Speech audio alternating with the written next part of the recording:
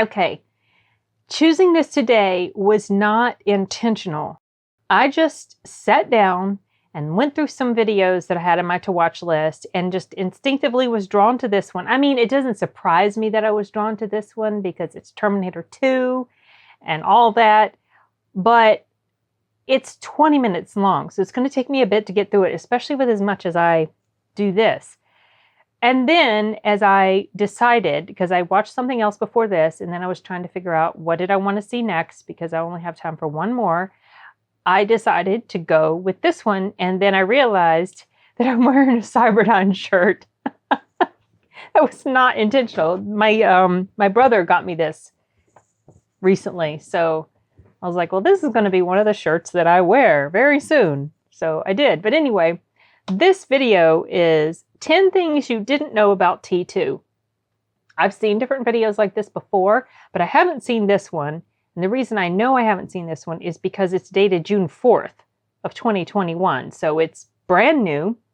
I have a feeling I'm going to know most, if not all of these things, but you never know. I might end up being surprised by some trivia because certainly I have been before when it comes to stuff about T2.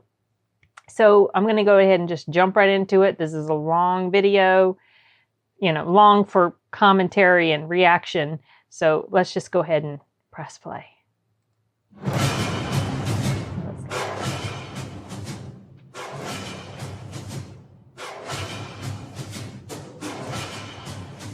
Arnie is back and more badass than ever in Terminator 2 Judgment Day. Released in 1991, Schwarzenegger returns as the T-800, who is sent from a future war against machines. Only this time he's playing the good guy who arrives in early 90s LA to protect 10-year-old John Connor, played by Edward Furlong, who will grow up to be the leader of the resistance. But the T-800 isn't the only traveler from the future, as the T-1000 also arrives, played with delightful menace by Robert Patrick, an advanced liquid metal Terminator who is out to kill John Connor and will stop at nothing to do so. The T-800 and John team up with John's mum, Sarah Connor, played by Linda Hamilton, who, like the T-800, is more badass than ever. Yeah, she is. She absolutely is. I love her character in here. In this sequel, who many claim not only surpasses the original, but is a spectacular masterpiece in its own right, and a movie that would change the course of filmmaking and define a generation. A movie that following films would strive to be like, but never reaching the same level of cinematic perfection that T2 did. Indeed, this movie was lightning in a bottle, of which the likes have never been seen before. So today we are going to look into 10 things that you didn't know about Judgment Day. Okay. All right.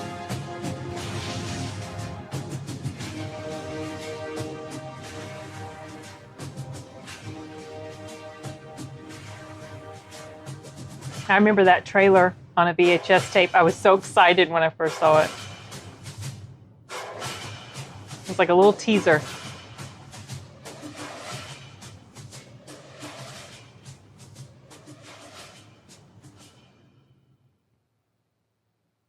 Hasta la vista, baby. Number 10, The Abyss helped with the development of Terminator 2. I knew that. I did know that. In 1984, after the release of the original Terminator, it became very apparent to all those involved, including director James Cameron, that they had a surprise hit on their hands. Overnight, Cameron became a big-time director and would go on to have further success directing Aliens, which was also a massive hit. However, over the years, there had been talks and whispers, as well as fan appreciation for a Terminator 2. One person who was a huge advocate for a Terminator follow-up was Arnold Schwarzenegger himself.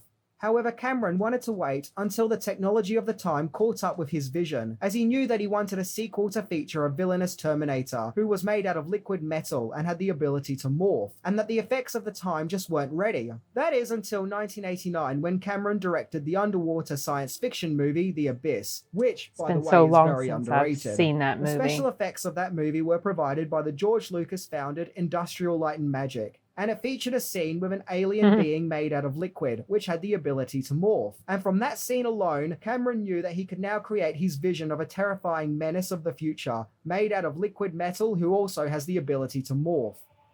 So it would seem that now Terminator 2 was ready to start taking form, right? Well, wrong, because unfortunately there was also copyright disputes. Gotta love them copyright disputes. All right. Number 9, Terminator 2 almost couldn't be made due to legal issues. Okay, so the famous story I goes think I that knew James Cameron sold the something rights to about the Terminator this. for $1 so he could Yeah. direct the first film, as back then he wasn't a well-known director, Right, and no, he no wasn't. one really had much faith in him directing that movie. However, by the time Terminator 2 was on the cards, this led to the ownership of the Terminator brand to have a 50-50 split ownership between Hemdale Film Corporation and 𝐂𝐇𝐀𝐏𝐄 Pictures, with Hemdale facing financial troubles at that time, of which put the production of Terminator 2 into a legal halt. That right there could have been the end of the Terminator franchise. Oof. However, Arnold Schwarzenegger really believed in the movie and James Cameron's vision, so he convinced the head of 𝐂𝐇𝐀𝐏, Mario Kassar, to buy the rights to the Terminator outright from Hemdale, with 𝐂𝐶𝐀 co-producing the movie. So 𝐂𝐶𝐀 bought the remaining rights of Hemdale for $5 million. So now, with the legal disputes being put to rest, production on Terminator 2 could commence. Number 8, casting. So naturally, Schwarzenegger was on board to reprise his role as a cyborg from the future in Terminator 2. Arnie himself really wanted to play the good guy this time. In Terminator 2, he's kind of like the... No. According to Arnold, in his autobiography, it was a surprise to him that he was going to be the good guy this time.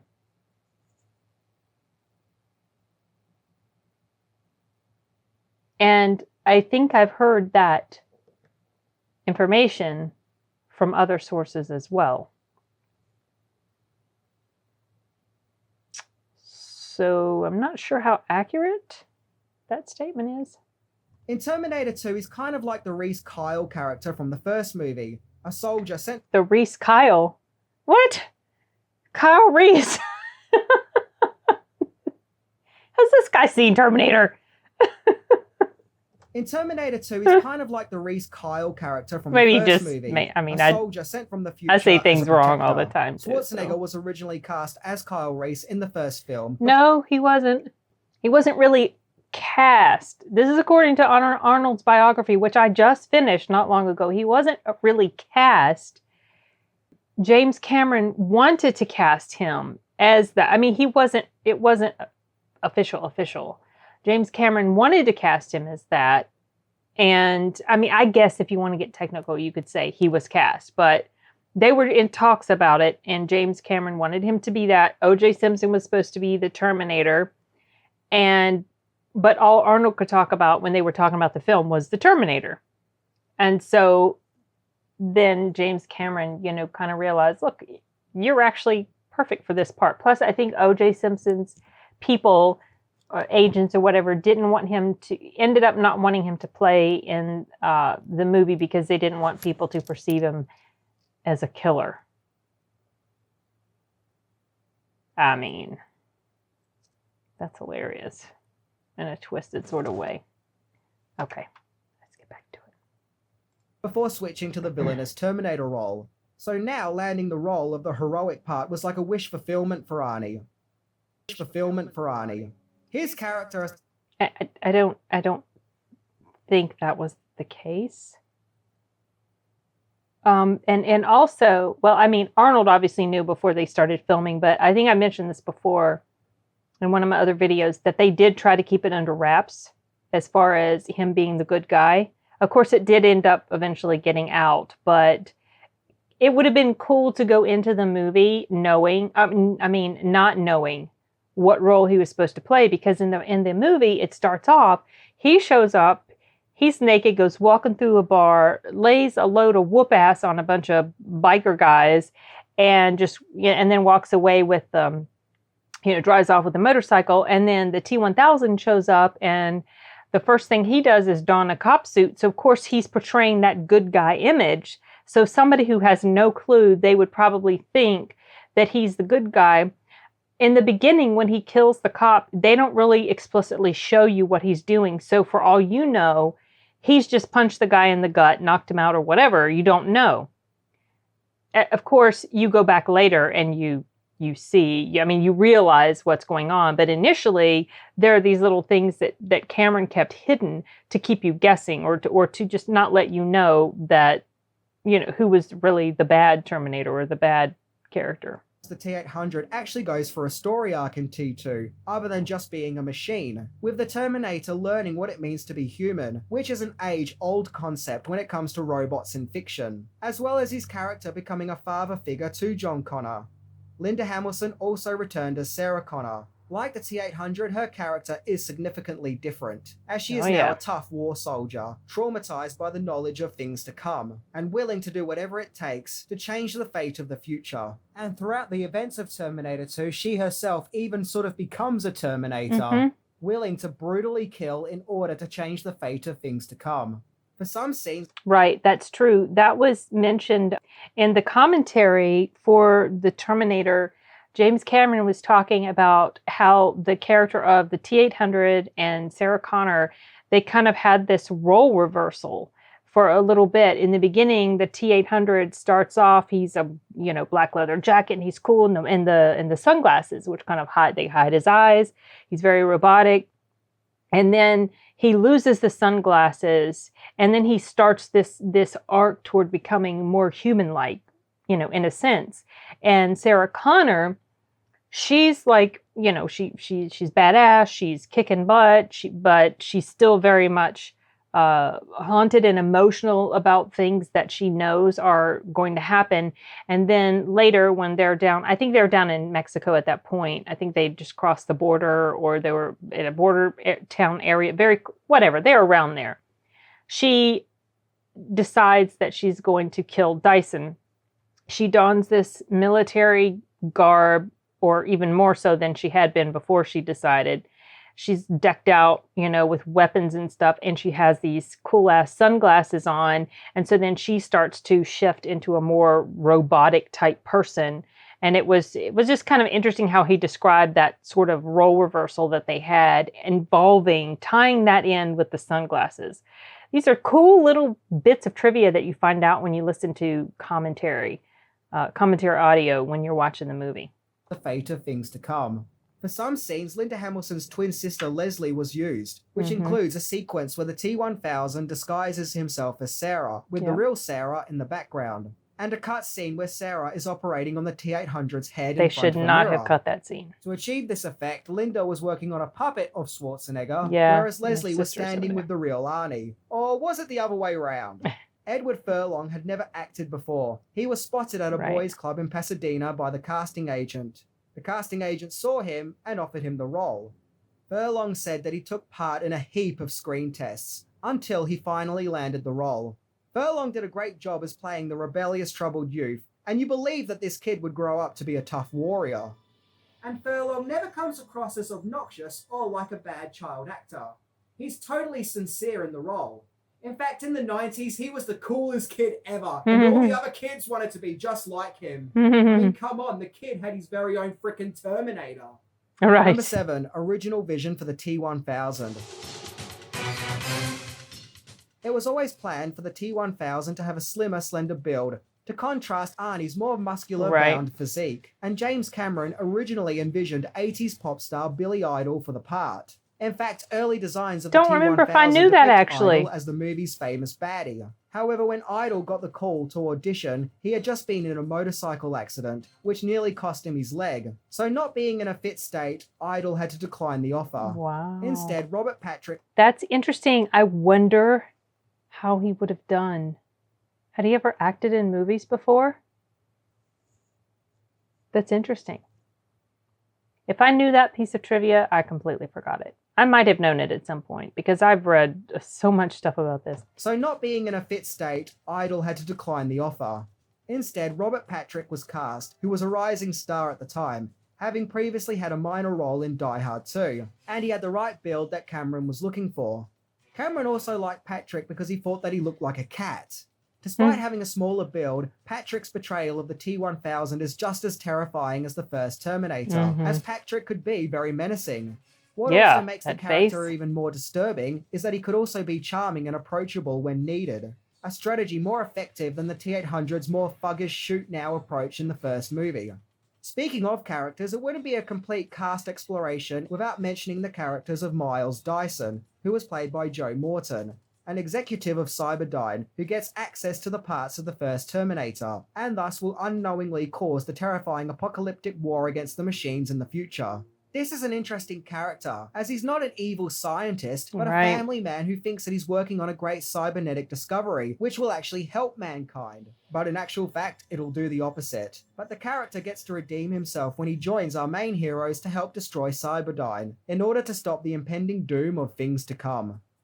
And he does, as Dyson gives his life to try and prevent the events of his own creation, making him an important hero in T2.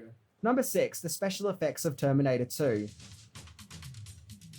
The shoot for T2 began in October 1990 and will last until March 1991, with filming taking place in locations such as the Mojave Desert and New Mexico, as well as several locations around California, including Los Angeles and the San Fernando Valley. And no, in that scene where the Terminator enters the bar, Arnie wasn't in his birthday glory, but was in fact wearing board shorts. T2 really pushed boundaries in terms of special effects and stunt work, giving audiences a spectacle for the likes that they've never seen before. Right? Industrial Light and Magic really took special effects to the next level with their efforts in the movie, giving an example of CGI done right. Also on board to help with Terminator 2's movie magic was Stan Winston, who also worked on the first movie. He really outdid himself in terms of practical effects in T2. So much so, I would say that T2 is his masterpiece in terms of... I don't remember now if... I think Arnold talked about how they didn't want to bring Stan Winston back for Terminator 2, unless I'm confusing it with another film, but I thought he was talking about Terminator 2. Because by now, Stan Winston was pretty well established. He'd proven himself on the first Terminator. Technology and different special effects had advanced, like the way he was doing stuff. And so obviously his rate went up. And the studio, I think the studio didn't want... Oh, no. It was the Predator that he was talking about. They didn't want to pay top dollar for a good, special effects guy like Stan Winston. So the people that they hired instead were cheaper, and they were the ones responsible for that awful Jean-Claude Van Damme suit and everything. So then finally, I think they had filmed all or most of it or something like that, and then they went and changed it and ended up with what we ended up with, which involved them bringing Stan Winston on board. So yeah, I got the movies mixed up. That wasn't sounding quite right when I started talking about it, but then I remembered, it was about the Terminator. It was about the Predator. So obviously by the time they made T2, I think there was no question at all that Stan Winston was going to be doing the special effects. T2. So much so, I would say that T2 is his masterpiece in terms of special effects. But that said, after T2, he also worked on the dinosaurs in Jurassic Park, so maybe it's fair to say that T2 and Jurassic Park are his best works.